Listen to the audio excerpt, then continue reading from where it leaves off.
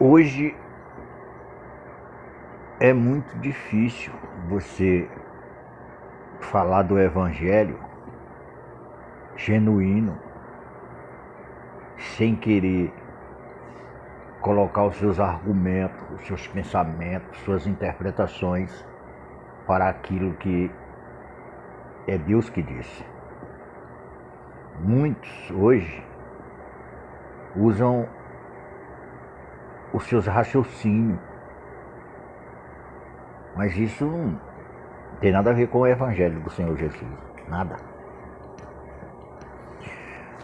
A palavra por si só ela é suficiente. A palavra de Jesus, o evangelho. É só expor ela, apresentar ela ao ouvinte.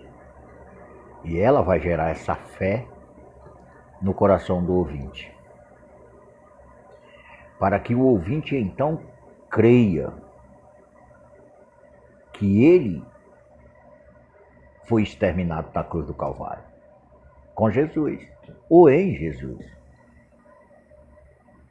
Que o seu eu teve fim naquele dia em que Jesus foi crucificado. Naquele dia houve a vitória do Senhor Jesus. Ali foi a vitória sobre o inimigo. Só que o inimigo daquele dia para cá, até hoje, ele tem iludido as pessoas de que ele é vitorioso, de que Jesus foi derrotado. Mas isso não é verdade. A palavra é clara. Ela diz que eu fui salvo pela graça, mediante a fé.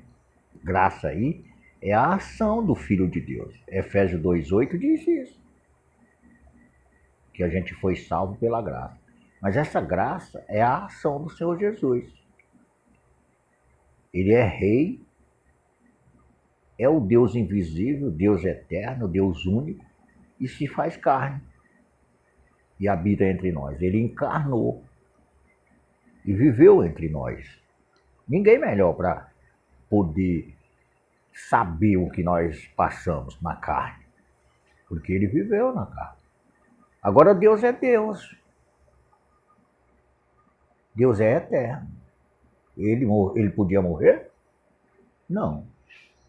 Mas Jesus, a carne, morreu. Por que isso? Porque não tinha como salvar a humanidade da injustiça que fomos submetidos. Não tinha. A lei, ela não veio nos justificar. Ela não nos justifica de jeito nenhum. A lei Deus enviou para que nós tivéssemos consciência, ciência de que o transgredimos, de que somos transgressor da lei. Foi para isso que a lei veio, mas ela não justifica. Mas ela também não é ruim.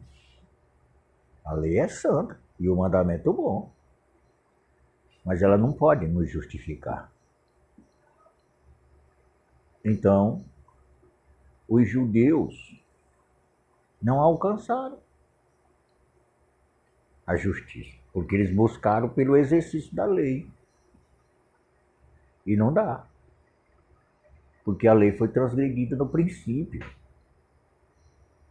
Quando Deus criou o homem. Ele estabeleceu a lei no Éden. E o homem transgrediu essa lei.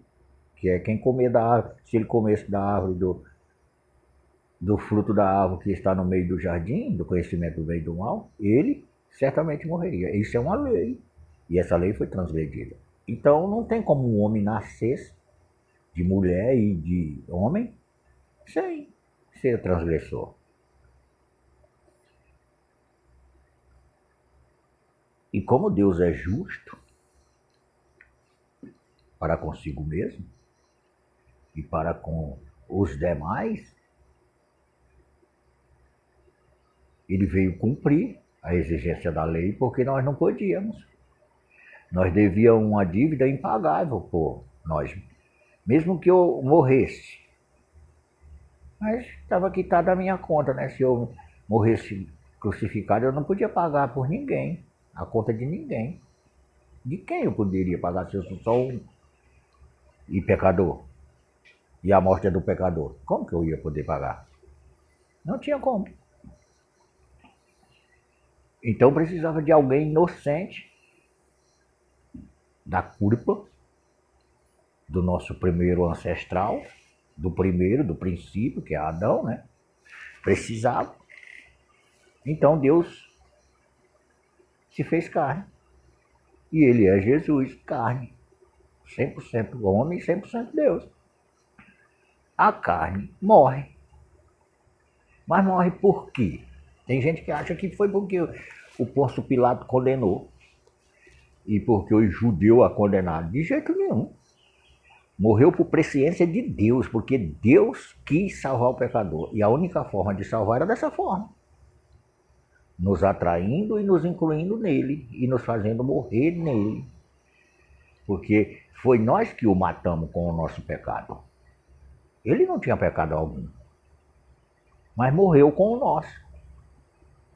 Nosso homem velho, a nossa natureza, a nossa fonte produtora, a iniquidade, foi crucificada com ele. Agora somos livres para que Cristo viva em nós. E nós possamos assim dizer, não vivo mais eu, mas Cristo vive em mim.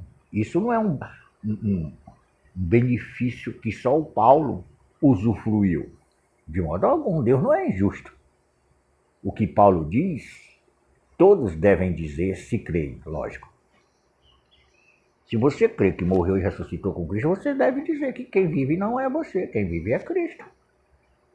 Você leva ao morrer de Jesus por toda parte, pela fé que Jesus concedeu ao expor o Evangelho ao seu coração. Volto a replicar.